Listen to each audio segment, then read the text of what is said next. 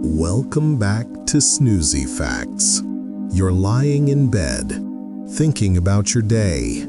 Some moments felt like they lasted forever. Others, gone in a blink. But time didn't change. You did. Tonight on Snoozy Facts, we explore the strange, stretchy nature of time. Why does it feel fast when we're having fun? And slow when we're bored? From ancient sundials to modern brain science, we'll gently unravel how humans measure time and how our minds bend it. So get cozy. Let's learn something new before you snooze. Let's begin.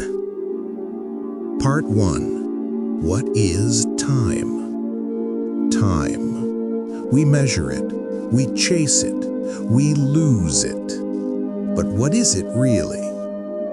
For most of human history, time wasn't something you could hold in your hand.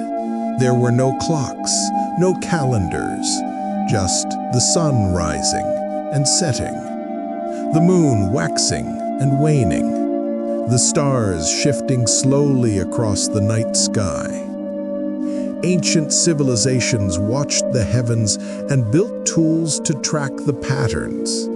Sundials carved from stone, water clocks that dripped with precision, hourglasses filled with sand flowing from one bulb to the next, a quiet reminder that time, once past, cannot be reclaimed.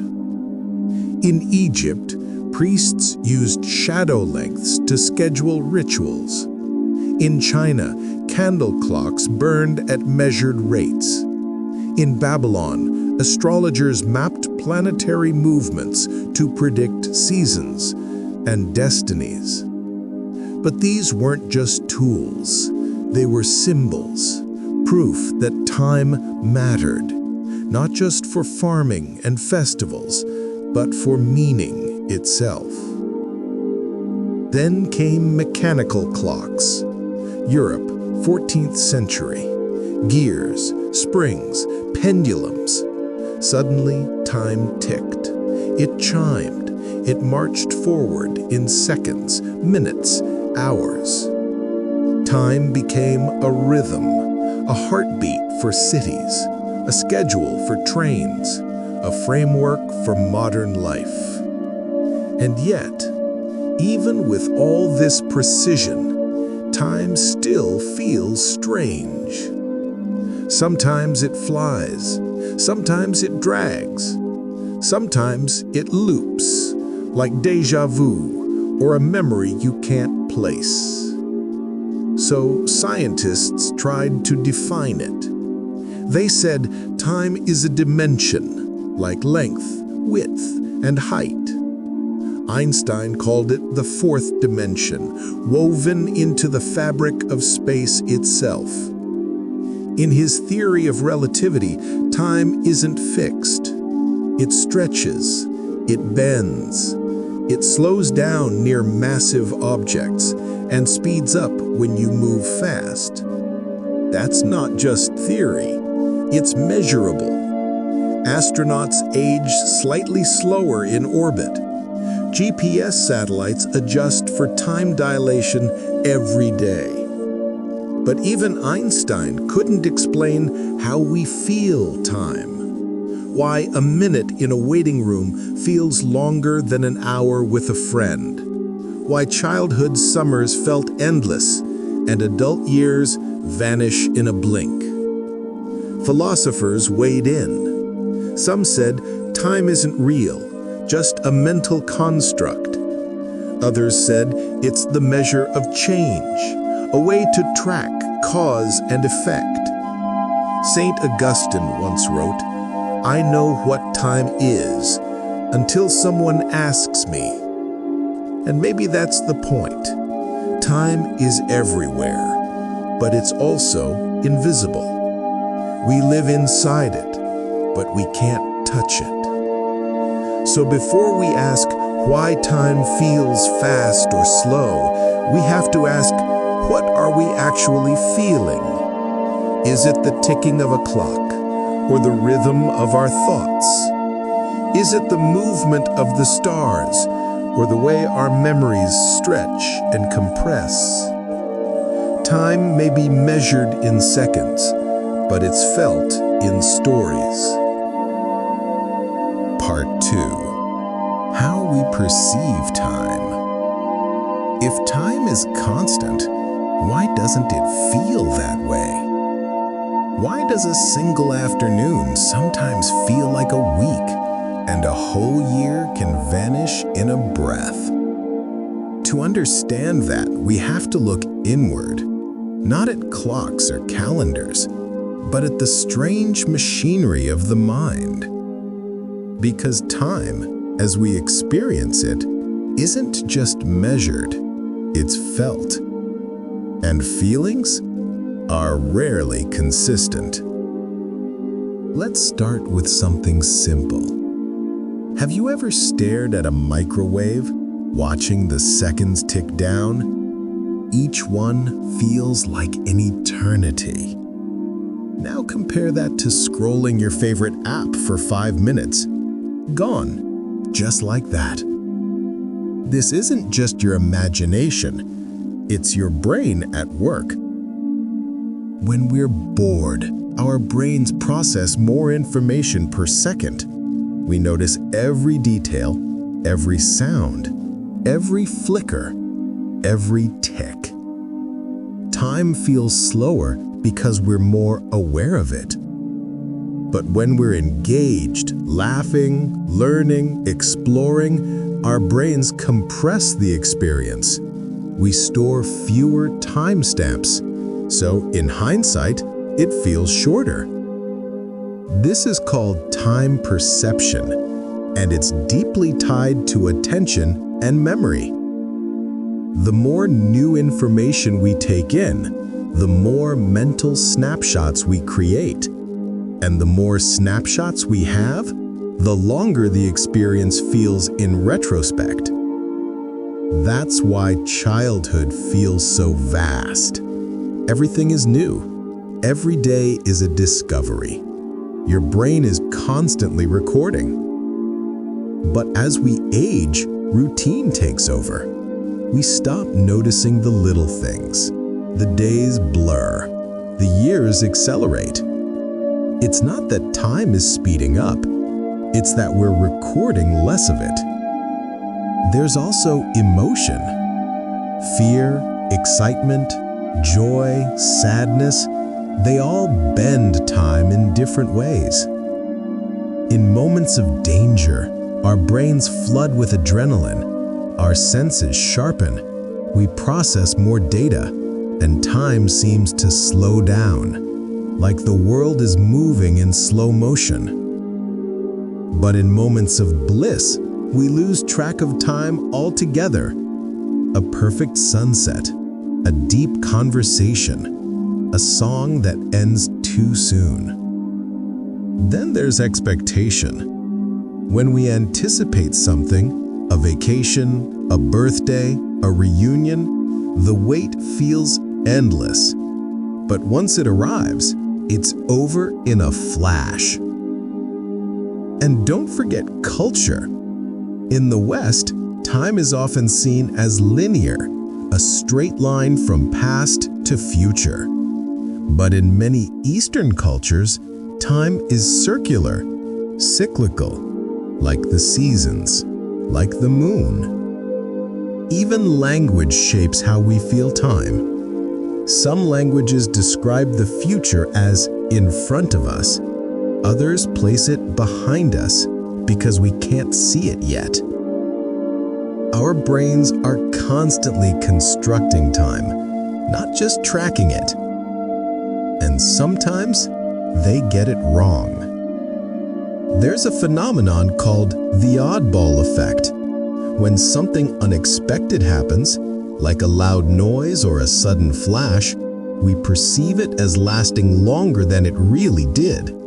Our brains stretch the moment, trying to make sense of it. There's also chronostasis, a glitch in your brain's clock. Ever glance at a clock and the second hand seems to freeze for a moment? That's your brain filling in the gap between eye movement and perception. Even our body temperature affects time. When we're cold, time feels slower. When we're warm, it speeds up. It's subtle, but real. And then there's technology. Notifications, timers, deadlines. We've surrounded ourselves with reminders of time. But the more we track it, the more anxious we become. We try to manage time, save it, spend it wisely. But maybe we're just trying to feel in control of something that was never ours to begin with. So when time feels fast or slow, it's not the universe changing, it's us. Our brains, our memories, our emotions, our attention. Time is steady, but we are not. Part 3. Time Tricks and Illusions. Time is supposed to be steady. 1 second, then another, then another. Tick, tock, tick, tock. But our brains don't always agree. Sometimes time bends, it stretches, it loops, it plays tricks on us, and we don't even notice. Let's start with something familiar, waiting. You're in a queue, no phone, no distraction, just the sound of footsteps and the slow shuffle forward. 5 minutes feel like 20. Why? Because your brain is scanning for change. And when nothing happens, it zooms in on every tiny detail. The hum of the lights, the cough behind you, the flicker of a fluorescent bulb. Your perception speeds up, but the world doesn't. So time feels slow. Now flip the scene. You're on vacation, exploring a new city. Every street is unfamiliar, every meal is a surprise, every moment is packed with novelty. And suddenly, the day is over. The week is gone. This is called the holiday paradox. Time feels fast while it's happening, but long in memory. Because your brain stores more snapshots when things are new. And when you look back, those snapshots stretch the experience. So the vacation felt short, but it looks long. Then there's the oddball effect. Imagine a series of beeps, beep, beep, beep, and then boom, a loud bang. That bang feels longer than the beeps, even if it wasn't. Why? Because it was unexpected. Your brain pauses, it zooms in, it stretches the moment to make sense of it. This happens in real life too. A sudden fall, a car accident, a surprise proposal. Moments like these feel frozen in time because your brain is working overtime to process every detail. There's also chronostasis, a glitch in your internal clock. Ever glance at a wall clock and the second hand seems to freeze? That's not the clock. That's your brain. When your eyes move, your brain fills in the gap. It stretches the first moment you see to make it feel continuous. It's a trick, but a useful one. Then there's the flashbulb memory. Moments of intense emotion, like hearing shocking news, get burned into your memory with vivid detail. You remember where you were, what you were wearing, what the air smelled like. And those memories feel longer because your brain recorded more. But not all time tricks are dramatic. some are subtle, like time compression during routine. When you do the same thing every day, same route, same tasks, same meals, your brain stops recording. It says, "I've seen this before," and skips the details. So the day feels short, the week feels shorter, and suddenly, it's December. That's why novelty matters. New experiences stretch time. Routine compresses it. Even your body plays a role. Studies show that when you're cold, time feels slower. When you're warm, it speeds up. Your metabolism, heart rate, and sensory input all shape your internal clock. And then there's technology. Notifications, timers, countdowns. We've surrounded ourselves with artificial time cues. But they don't always help. Sometimes they make us anxious. We check the time more often. We feel rushed. We feel behind. And the more we track time, the less we enjoy it. There's even a phenomenon called temporal binding. When two events happen close together, your brain links them. It compresses the gap, makes them feel like one moment. This is why music feels smooth, why conversations flow, why stories make sense. Your brain is stitching time together like a quilt. But sometimes the stitching gets weird. Ever had a dream that felt like hours but lasted only seconds? Or a moment of déjà vu that felt like a memory? These are time illusions, your brain playing with the timeline. And they remind us we don't just live in time, we shape it. We stretch it, compress it, loop it, skip it. Time may be measured by clocks, but it's felt through experience. And experience is never linear. Part 4. Can we control time? We've measured time. We've felt it stretch and shrink. We've seen it play tricks on our minds. But now comes the big question. Can we control it? Not just track it, not just perceive it, but actually bend it, shape it, slow it down, or speed it up. Let's start with the obvious. We can't stop time.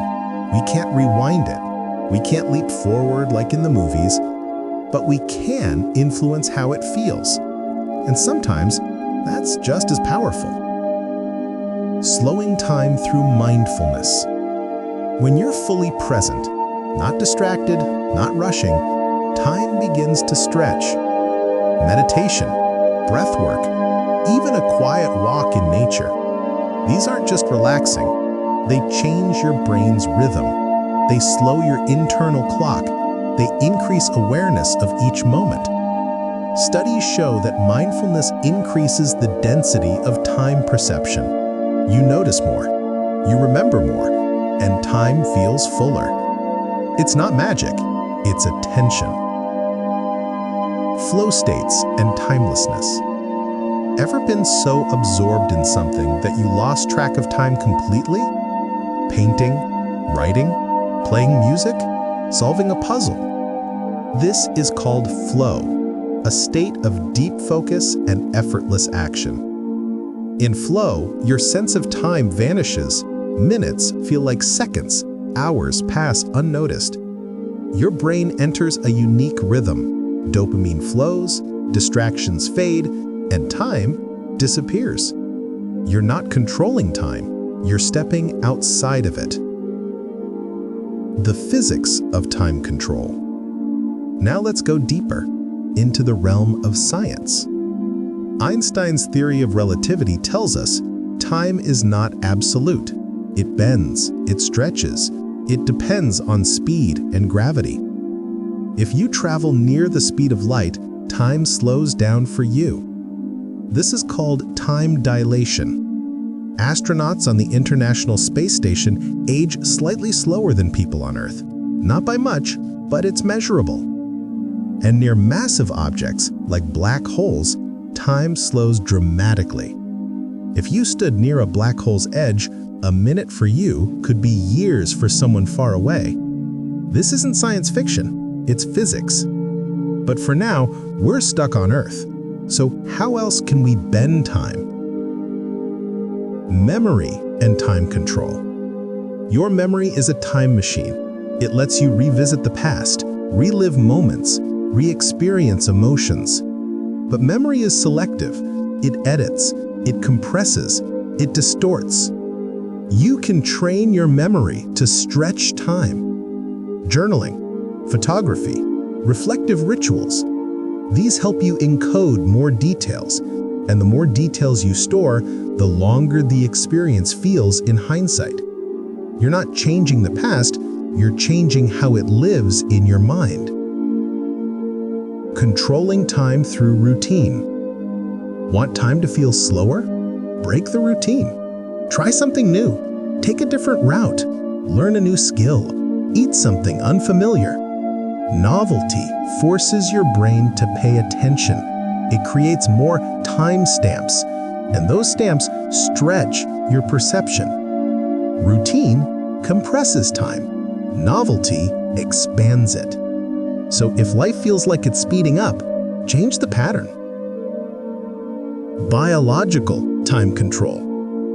Your body has clocks, not just one, but many. Your circadian rhythm controls sleep and wake cycles. Your ultradian rhythms govern energy and focus throughout the day. You can shift these clocks. Light exposure, meal timing, exercise, temperature. These cues, called Zeitgebers, can reset your internal time. Jet lag, shift work, seasonal changes. Your body adapts, slowly but surely. And when your internal clock aligns with your environment, time feels smoother. Psychological time travel. We also time travel in our minds. We imagine the future. We replay the past. We simulate possibilities. This is called mental time travel, and it's uniquely human. It helps us plan, reflect, learn, dream. But it can also trap us. Regret, anxiety, nostalgia. These emotions distort time. They pull us out of the present. So controlling time also means controlling attention. Where are you placing your mind? Past, future, or now? Experimental time control. Scientists have tried to manipulate time perception in labs. They use virtual reality, strobe lights, sound pulses, temperature shifts. Some experiments stretch time, others compress it. But the effects are temporary and fragile. Time and consciousness. Some philosophers believe time is a construct of consciousness. Without awareness, there is no time. In deep sleep, time vanishes. In anesthesia, it skips. And in altered states, like dreams, meditation, or psychedelics, time becomes fluid. Some report lifetimes in a single moment. Others feel suspended in eternity. These aren't just stories, they're clues. Clues that time, as we feel it, is deeply tied to how we exist. Still, they reveal something important. Time is not just external, it's internal, and it's malleable. So, can we control time? Not in the way science fiction promises. No time machines, no rewinds, no fast forwards, but in the way that matters most. Yes, we can slow it, stretch it, fill it, savor it. We can choose novelty over routine, presence over distraction, reflection over rush. We can shape our days so they feel longer, richer, fuller. And maybe that's the real power. Not to escape time, but to live inside it more deeply. So tonight, we explored something invisible but deeply felt. We asked, what is time? From sundials to atomic clocks, we saw how humans have tried to measure the unmeasurable. We asked, why does time feel fast or slow? And discovered how attention, emotion, and memory bend our perception. We uncovered the tricks, the illusions our minds play. From frozen seconds to compressed routines, we saw how time isn't just tracked, it's experienced. And finally, we asked, can we control time? Not with machines, but with presence, novelty, and awareness. We learned that by changing how we live, we can change how time feels. So, if your days feel rushed or your years feel short, remember, you have more control than you think. Slow down, notice more, stretch the moment, and let time unfold gently. If you enjoyed this journey, please tap that like button. It helps others discover Snoozy Facts. And if you're new here, consider subscribing. We explore big ideas in small, sleep-friendly steps. Until next time, learn something new before you snooze. Good night.